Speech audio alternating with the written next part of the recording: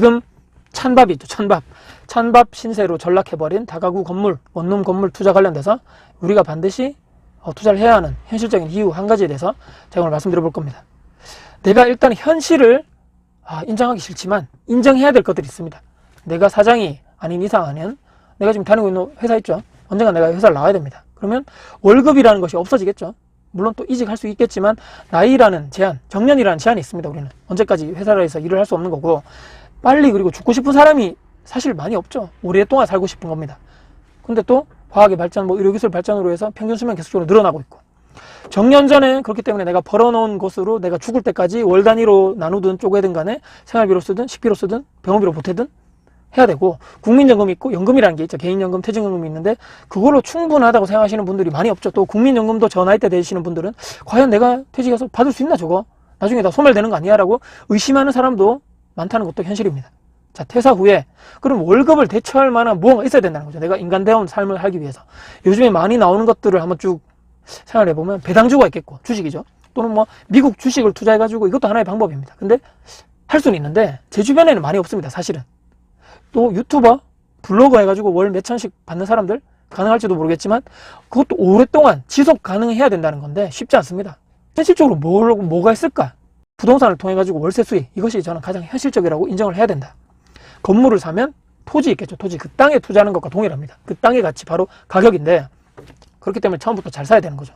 원룸 투자 관련돼 가지고 제가 영상 엄청 많이 찍어놨죠. 그래서 이런 원룸을 사야 되고 이런 데서 사면 안 되고 주의해야 될 점, 참고할 만한 점, 또 임대 운영 관련돼서도 영상을 많이 해놨었고, 제가 2015년도 첫 원룸을 매수했을 때 그때도 그전에도 그랬었고, 원룸 끝물이다, 부정적인 이야기 너무너무 많이 들었습니다. 월세 안 내는 세입자 고생한다, 10년 늙는다, 관리도 안 되고 연락도 안 되고, 또 안에 또 엉망진창으로 쓰게 되면 도배장판 포함해가지고 다 부서지기 때문에 다 교환해줘야 되고 바꿔줘야 되고 남는 것도 없다, 이런 겁을 엄청나게 많이 제가 받았거든요. 하지만 제가 15년 했으니까 지금 2020이니까 7년 차 됐죠.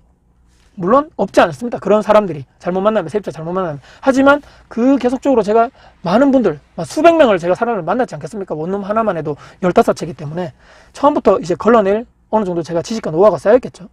남의 돈이 벌기가 어디 쉽지 않은 게 현실이지 않습니까? 한 방당, 여기 대구가 구축 기준으로 해가지고요, 보통 30만 원에서 35만 원 정도 기준이거든요. 월세가 적지 않은 돈이죠. 열심히 내가 건물 관리하고 세입자 관리하고 청소해가지고 수리 또 해가지고 이렇게 내놓고, 회사에서 내가 근무한 거 30만 원 비해가지고는 적지 않은 돈을 생각합니다. 좋은 위치에 또 사게 되면 추후에 공시가격 상승, 토지가 상승, 건물 가치가 계속적으로 올라갈 수 있는 것도 나중에 처음에 내가 산 가격보다 시세 차익형 가치도 돼버리면서, 시세 차익은 제가 항상 덤이라고 생각하는데, 월세 수익 계속적으로 하면서 추후에 내가 매도할 시점 돼가지고도 시세 차익도 볼 수 있는 것이, 잘만 하면 원룸 건물, 다가구 건물 투자 방식이라고 제가 말씀드립니다. 당연히 근데 공부를 하고 매수 결정하셔야 됩니다. 하지만 사이버머니가 아닌 땅이 있고 또 눈에 보이는 이런 건물들이 눈에 보이죠. 이게 내가 또 열심히 쓸고 닦고 열심히 관리하고 공실 관리하고 매달 또 꼬박꼬박 월세 받는 인생, 건물주의 인생. 그 건물이 크던 작던 서울에 어디 좋은 위치에 있던 저처럼 또 지방에 있던 간에 내가 충분히 감당 가능한 대출을 받으셔가지고 또 보증금 껴야 되겠죠. 그렇다 해가지고 충분히 내가 도전해보셔도 나쁘지 않은 선택이라고 말씀드립니다. 우리가 정말 머리가 좋아가지고 1% 천재다, 그래서 사업 아이템이 빵 터져가지고 상장해서 큰 돈을 벌어서 저쪽에 팔고, 이런 사람들이 확률적으로 내가 아닐 확률이 여러분들 많지 않습니까? 그거는 극소수의 사람들 뿐이 그럴 것이고, 또 저처럼 자영하시는 분들 중에서도 물론 잘 돼가지고 하시는 분도 있겠지만 요즘같이 정말 제일 힘든 분들이 또 자영업자분들 아닙니까? 그렇다 해가지고 회사가 또 나를 또 평생 책임져 줄 것도 아니고, 여기저기 현실상 확정되어 있는 팩트들은 이것들이란 얘기입니다. 그럼 뭘까? 결국은 자산이고 부동산이고, 인정하기 싫지만 할 수 없습니다. 부자들이 왜 건물을 사고 땅을 사고? 그 사람들이 바보라서 그럴까요? 아닙니다. 저희보다 훨씬 더 뛰어나고 지식도 많고 엄청나게 부자가 됐기 때문에 그들만의 그게 있겠죠.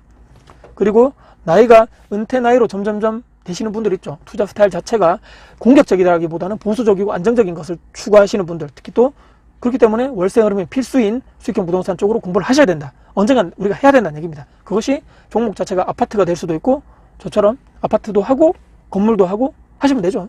누군가는 건물 투자 끝이다, 하지 마라, 그렇게 해가지고 안 하실 분도 계실 것 같고, 실패한 몇 분의 사례를 보면서 하면 안 되겠다라고 결론 내리셔가지고 그냥 안 하실 분도 계시겠죠. 단정하고 포기하시는 분들.